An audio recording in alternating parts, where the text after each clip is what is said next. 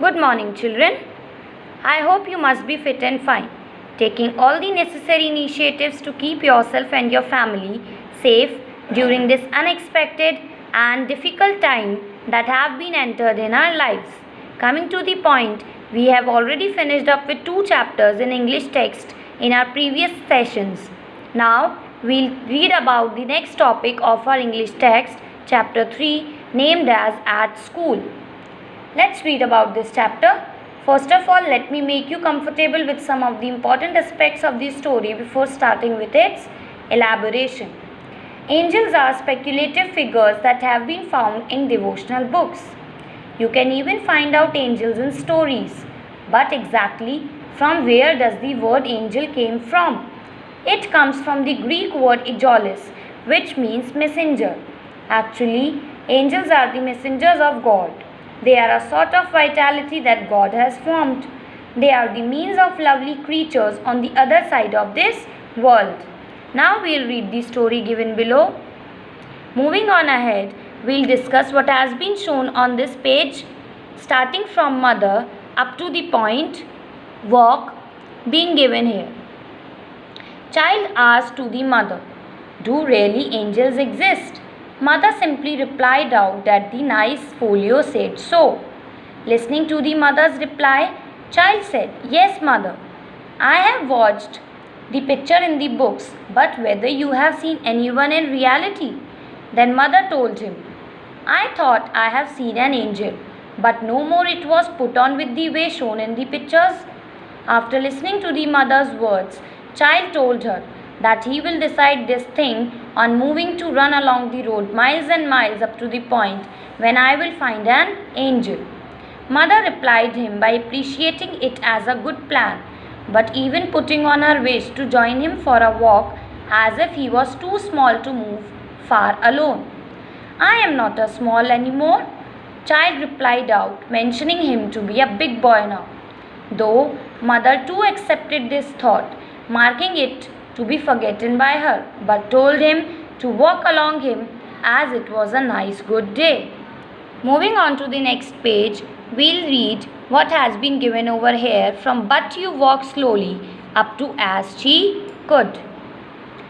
Moving on ahead, child marked out to the mother, telling him about his slow walk. But she simply said that she can even walk more faster than he thought. After completing with this conversation, they started.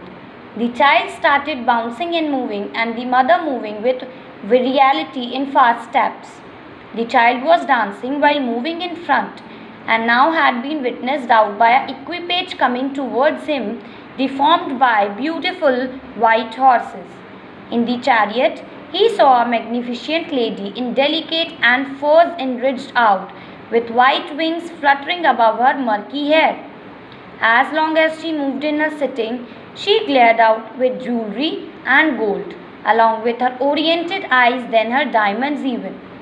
After visualizing this adorable scene, child started running on one side of the chariot. Even though the lady doesn't give any reply to the child, but keep on continuously watching in a cold expression at him, and spoken a word to the coachman handling the chariot. After that, the men pushed up the rope of the chariot, and it moved away gently in the cloud of smoke, and seems to be invisible from its presence. With that dusty smoke, child's eyes were being intimated with it along with his mouth, which had blocked him out and made him sneeze accordingly. He couldn't breathe properly and was rubbing his eyes since a mother came over there and cleared away the dirt with his blue gingham apron. After that, the child whispered out that not an angel. "Surely not," replied the mother. "She was not like any angel." Then the child started dancing again, jumping, moving from one side to the other side of the road, with her mother following him as much as she could. Moving on further, we read from the point "by and by" up to "lame." After some time, on moving ahead, the child saw the most beautiful maiden, wearing out a white dress with her eyes looking like blue stars along with the blush at her face, which seems to be appeared as the roses looking through snow. Child eagerly asked to that lady, I am sure you must be an angel. On listening the child's word, the maiden started blushing more lovingly than previous.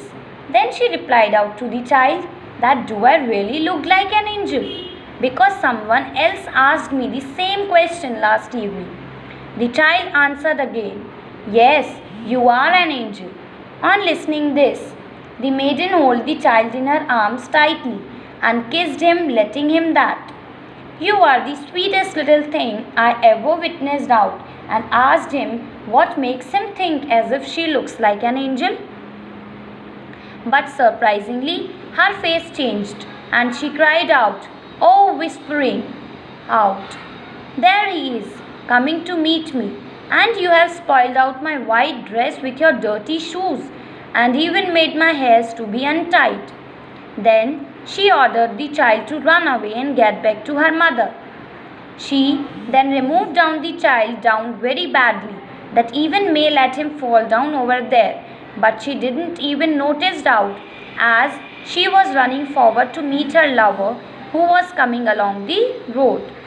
The child was laid out on the dirty road and cried out, Phil, his mother came over there and picked him up, wiping away his tears with her blue gingham apron.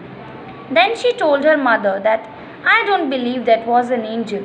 Mother replied him, no, she was not, but maybe someday. She is too small now. After that, the child told her mother about his tiredness and requested her to carry him home. Then mother replied him, yes, surely. That's why I came with you, my child. On getting back towards their home, the child held her mother's neck with his arms tightly along the road, singing out a lovely song he liked the most. Surprisingly, child looked up to his mother's face and said, I suppose you could be an angel, could you?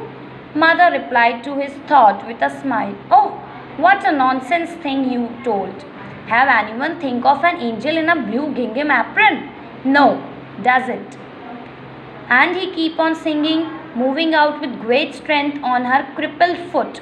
That will made no one to knew the truth, that she was a crippled one. What actually the moral we own from this story is that it can be clearly emphasized out as the importance of loving and caring for others, and then goes to the proof that love is essential for human survival through this story, pointing out the true meaning of compassion and love. With this, we had finished up with the explanation of this chapter. Now I am going to mark out the hard words which you have to write down in your English text notebook with your chapter number, chapter name, under the title Hard Words. It should be done twice by yourself. First of all, imaginary. After that, spirits, messengers, creatures. Moving on to the next page, you have to write down the hard words: coachman, flicked, disappeared, chariot, gingham, leaping. After that, moving on to the another page, the hard words which you have to write down in your notebook are maiden, hastening, stepped, and trudged. These all are the hard words you have to write down in your notebook in a neat and clean handwriting. After that, on another page, you have to do the word meanings given on page number 27 under the heading Enrich Your Vocab. Leaping, stepping, lame, chariot, splendid, plumes, waving, flashed, stared coldly, flicked, whipped, choke, wiped, maiden, awry, hastily, hastening, sobbed, stumbled, rolled, gasped, gingham, blushes. These all are have to be done in your notebook. Complete all the given work in the given time and send it on my personal window. If any other problem or query regarding this chapter, you can convey it to me on my personal window. Okay students, thank you.